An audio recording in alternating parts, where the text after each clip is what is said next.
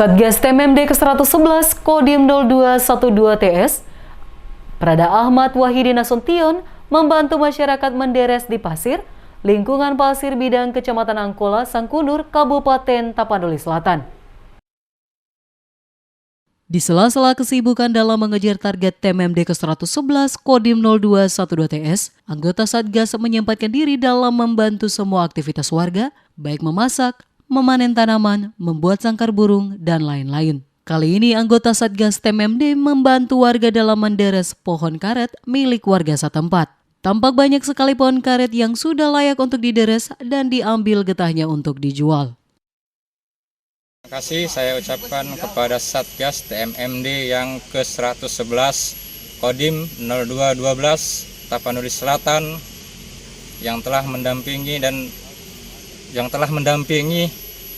kami menderes atau meragat, dan harapan saya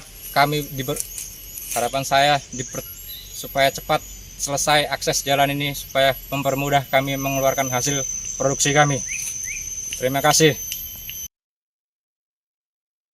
Chandra Permadi, pemilik karet, berharap jalan yang dibuka dalam pelaksanaan TMMD secepatnya bisa terselesaikan agar dirinya dengan mudah mengangkut hasil deres untuk dijual di kota.